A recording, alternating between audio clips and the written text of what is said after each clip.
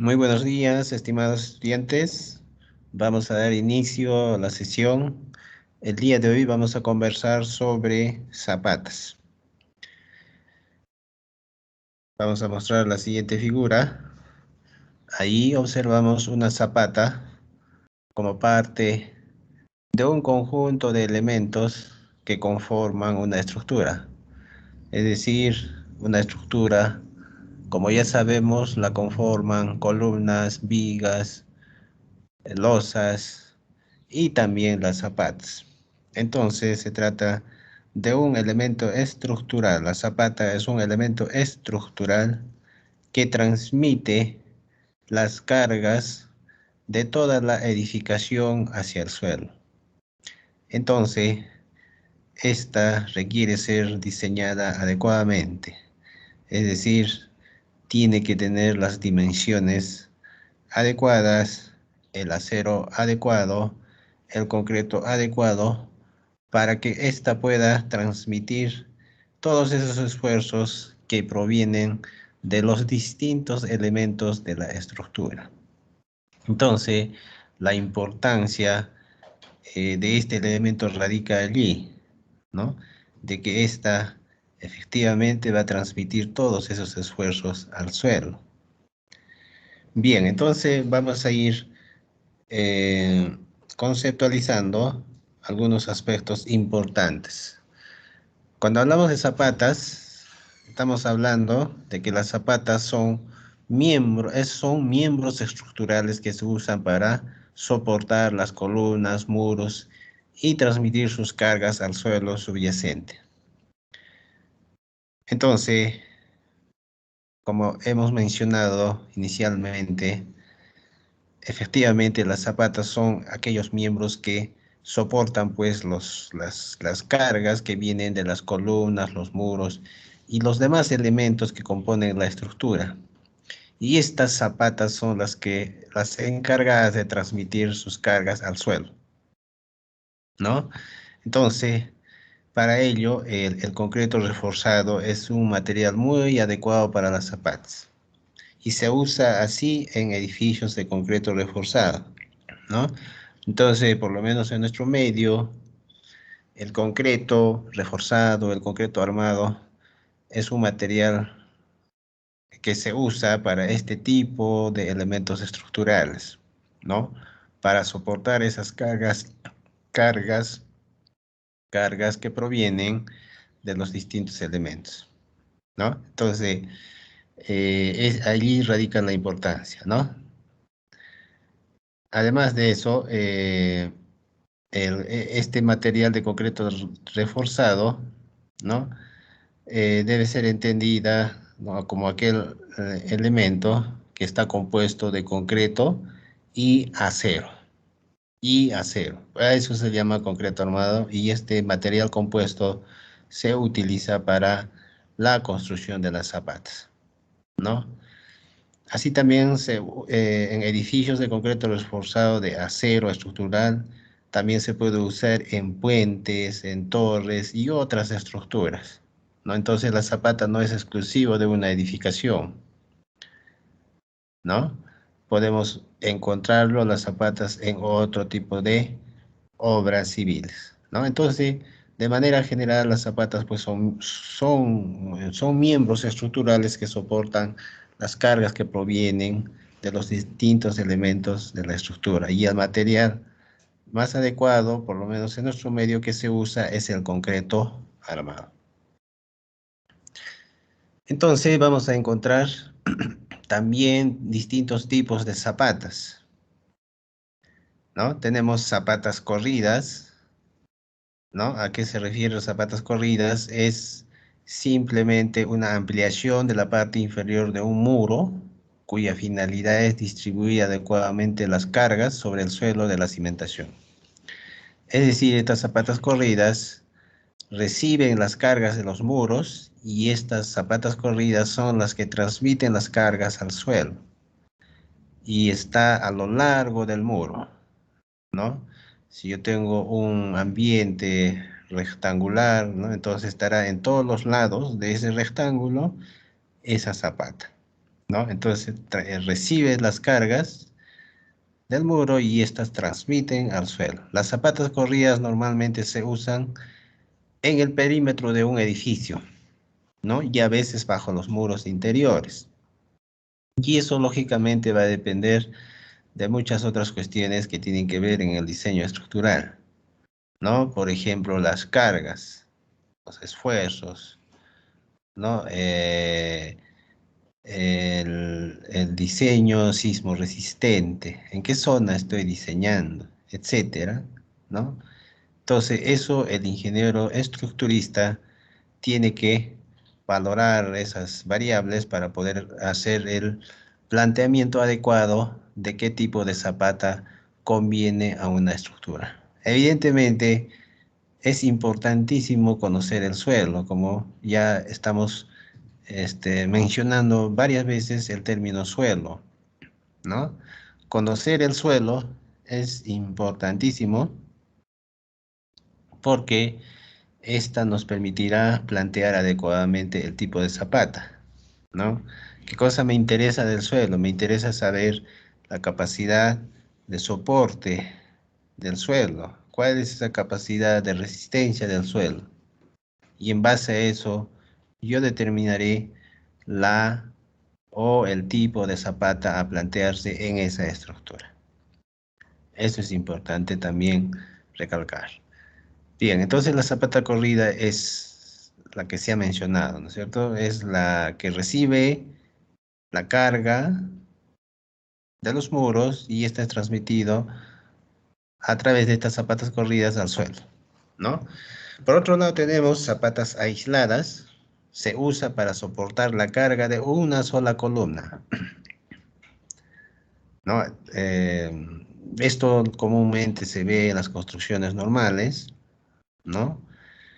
Estas son las zapatas más comúnmente usadas, como dice, ¿no? En los distintos tipos de edificaciones, por ejemplo, en las viviendas, ¿no?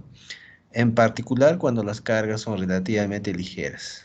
Entonces, ¿cuándo se usa una zapata aislada? Cuando las cargas son relativamente ligeras. Es decir, no hay mucha carga, ¿no? No hay mucha carga, entonces se puede plantear una zapata aislada, ¿no? Y asimismo dice, y las columnas no están muy cercanas entre sí, ¿no? Entonces ahí tenemos otra condición, ¿no? Pero en general las zapatas aisladas, digamos, son las que más se usan, como ya está mencionándose aquí, y definitivamente el uso de esta zapata aislada va a tener que ver, digamos, con otros aspectos, ¿no? Por ejemplo, eh, la zona sísmica, por ejemplo, es una de las variables que determina qué tipo de zapata voy a usar.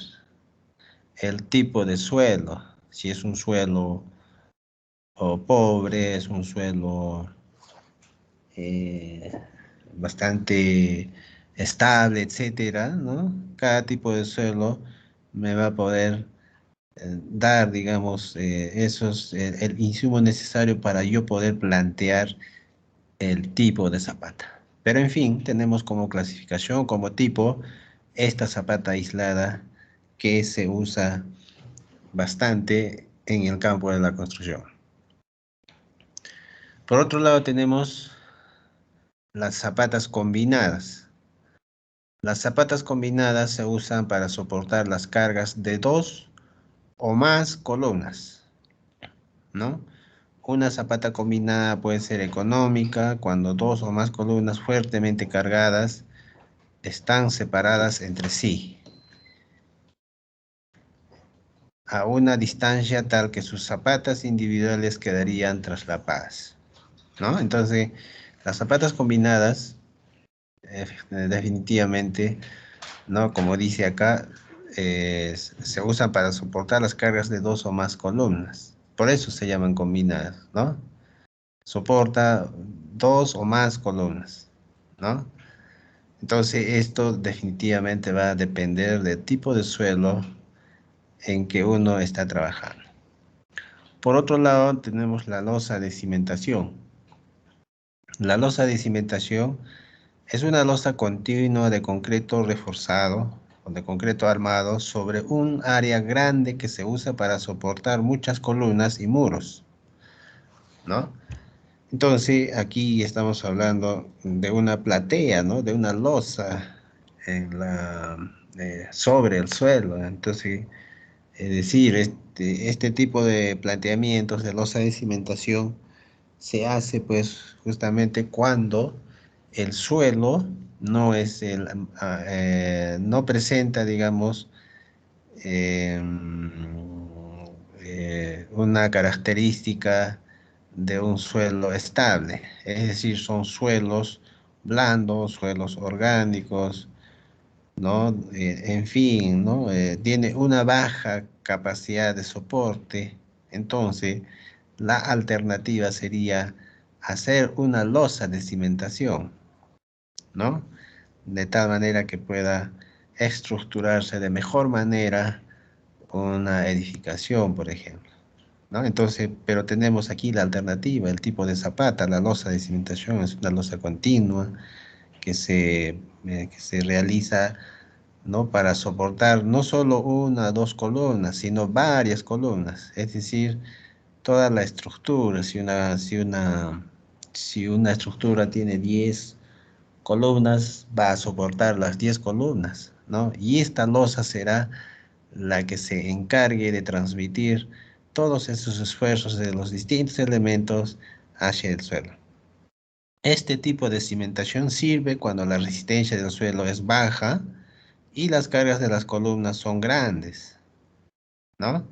Entonces, si tenemos ese caso, entonces necesariamente tenemos que plantear este tipo de zapatas, ¿no? Resistencia del suelo bajo por diferentes causas, condiciones del suelo. Tiene que ver con el conocimiento de la mecánica de suelos, ¿no?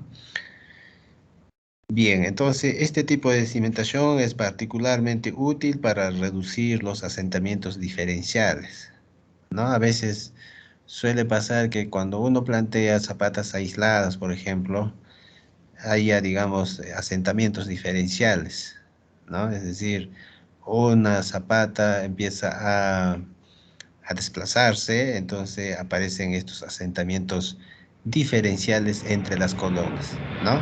Entonces, para evitar estas cosas, se puede o se debe plantear esta losa de cimentación como una alternativa para el planteamiento de la estructura. Bien, aquí estamos observando lo mencionado teóricamente en las diapositivas anteriores. En el caso A, en el caso A tenemos zapata corrida para muro, ¿no? Esta es una zapata corrida. El muro transmite sus cargas hacia la zapata y la zapata es la que se encarga de transmitir las cargas hacia el suelo. Lógicamente, el suelo reacciona, ¿no? Hipotéticamente, este suelo debe reaccionar uniformemente, ¿no? Hipotéticamente. Pero sabemos que en la realidad los suelos tienen un comportamiento, o los distintos tipos de suelos tienen un comportamiento diferente, ¿no? Los suelos gravosos, los suelos arcillosos, es decir, entonces van a reaccionar este, de manera diferente, no de manera uniforme, ¿no? Pero lo importante aquí es entender de que esta capacidad de soporte del suelo, ¿no? Tiene que ser superior a la capacidad de carga que se transmite a partir de la estructura, ¿no? Entonces ahí la estructura va a trabajar, pero si la capacidad de soporte es menos, ¿no?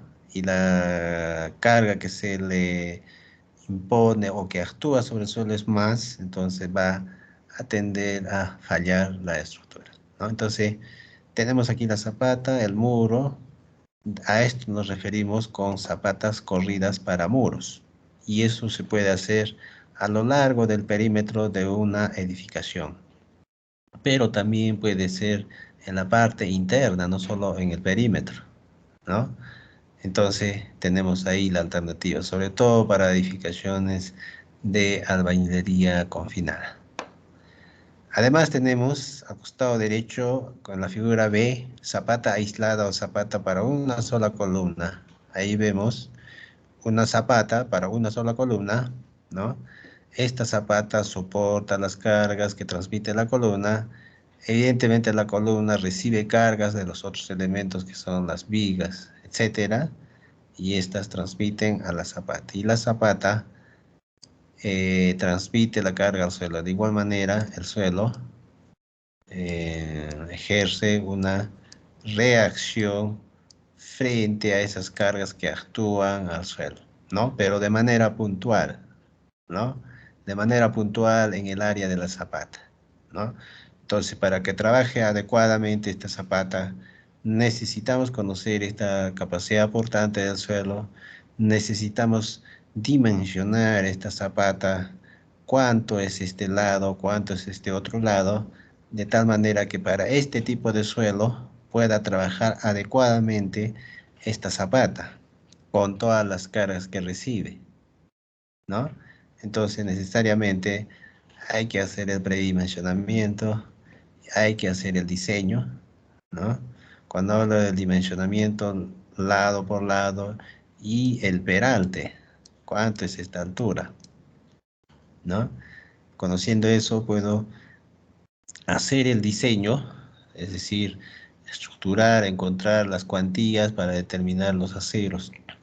¿Cuántos aceros irán en este sentido, en el otro sentido, ¿no? ¿A qué distancia? Y eso tiene que ver con el predimensionamiento y el diseño de las zapatas, ¿no? Entonces tenemos aquí un tipo puntual, una zapata que recibe cargas de una sola columna. También tenemos zapatas combinadas,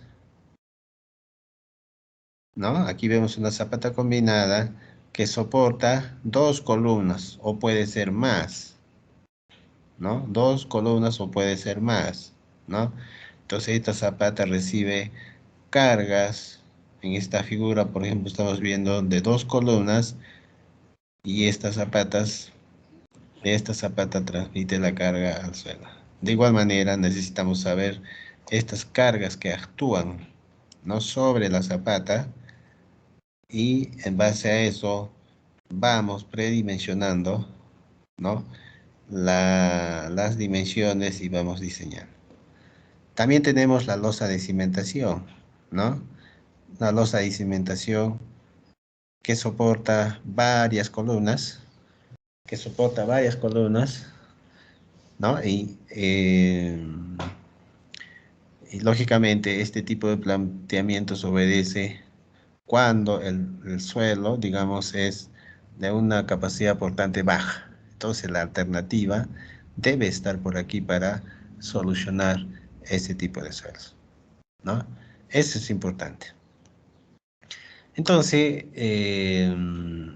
hemos hablado de los suelos, ¿no? Y vamos a hacer referencia a las presiones reales del suelo, ¿no? La presión del suelo en la superficie de contacto entre una zapata y el suelo, ¿no? Hay un contacto, evidentemente. Se supone uniforme, distribuida, siempre que la carga que está arriba esté aplicada en el centro de la zapata, como vemos aquí en la figura, ¿no? Esta hipótesis se hace aún cuando muchas pruebas han demostrado que las presiones del suelo no están distribuidas uniformemente. Listo, entonces, hipotéticamente se supone que cuando una zapata es concéntrica, es decir, está al centro, entonces la reacción del suelo es uniforme, ¿no? Pero por las características de los suelos, esta no ocurre así, ¿no? Entonces el proyectista debe entender claramente que la hipótesis de una presión uniforme del suelo bajo la zapata se hace con el fin de simplificar los cálculos.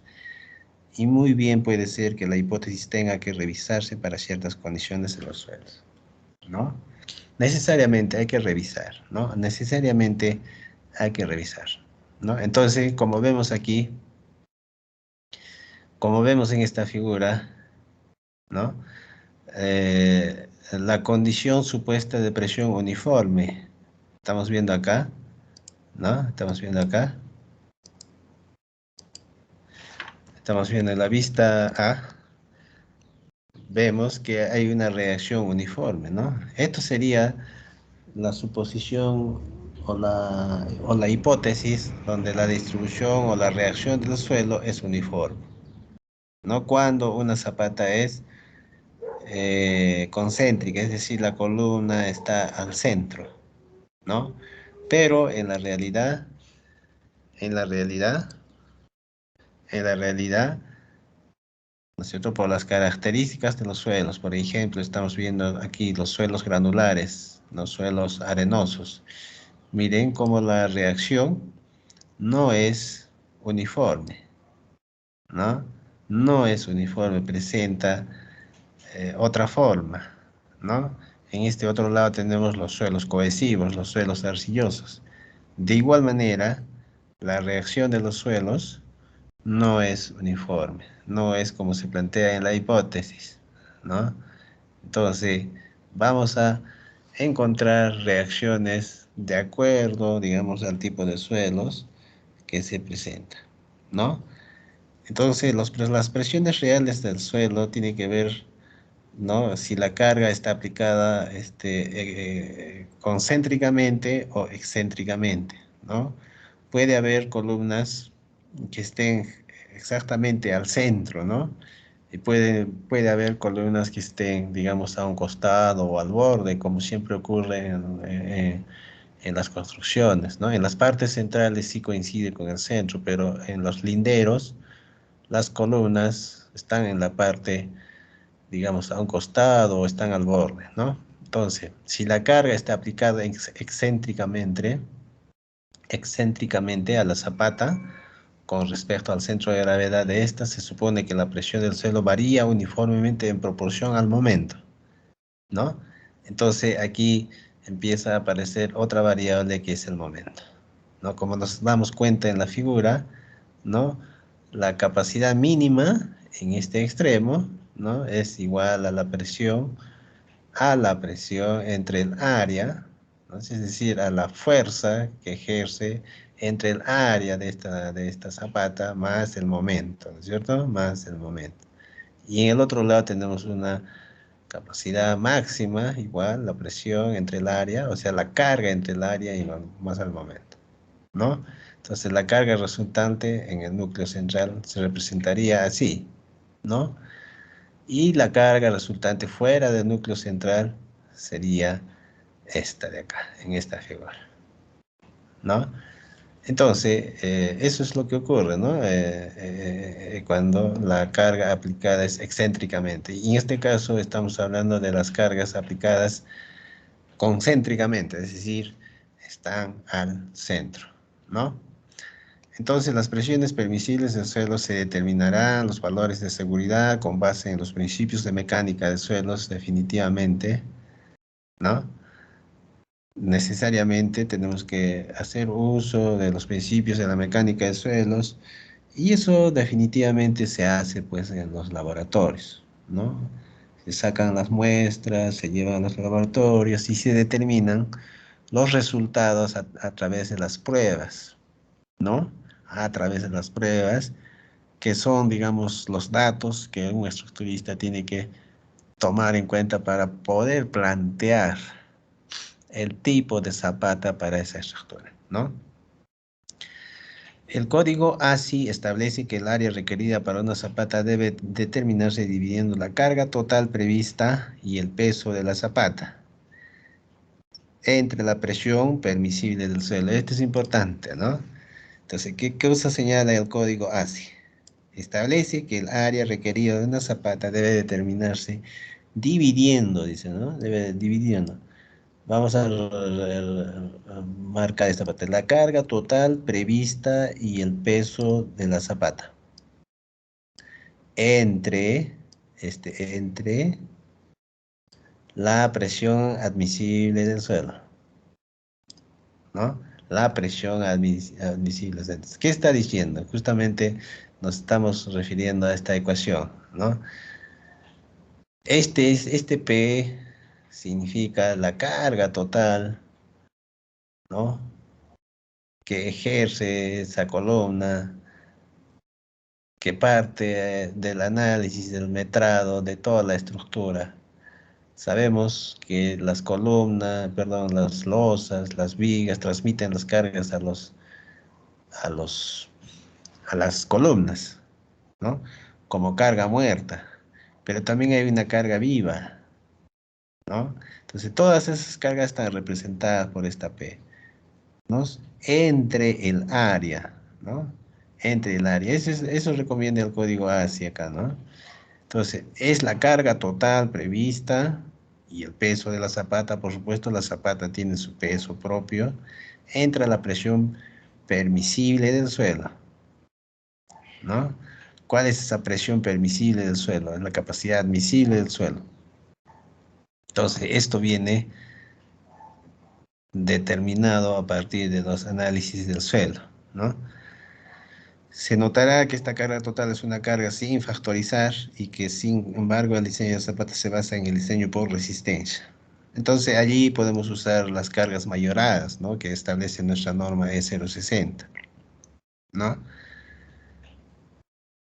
Entonces, ¿no? Por resistencia, donde las cargas se multiplican por factores, justamente, sí, efectivamente, ¿no?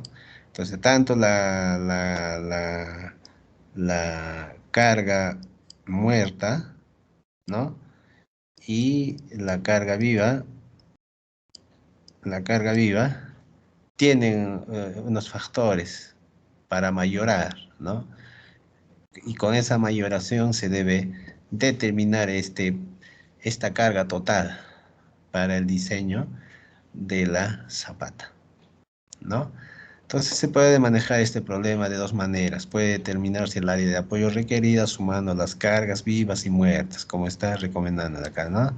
Se tiene que sumar necesariamente las cargas vivas o muertas, muertas reales o sin factorizar o dividirla entre la presión permisible del suelo, ¿no?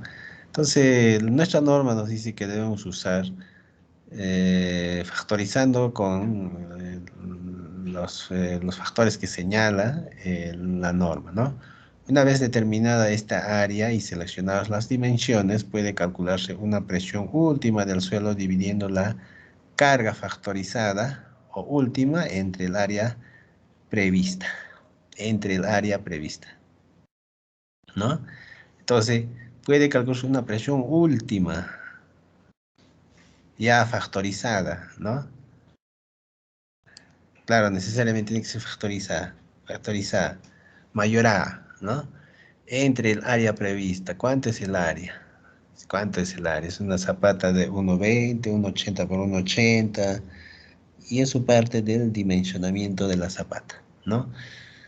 En situaciones con solicitaciones de momentos en la zapata se realiza un diagrama de presiones transmitido de la zapata al suelo, debido a que no es uniforme por la excentricidad producida por los momentos, ¿no? Entonces, en situaciones de excentricidad hay que realizar un diagrama de presiones, ¿no? Un diagrama de presiones en situaciones de excentricidad. Bien, entonces hasta aquí la parte teórica. En la siguiente tocamos un ejercicio sobre el tema. Muchas gracias.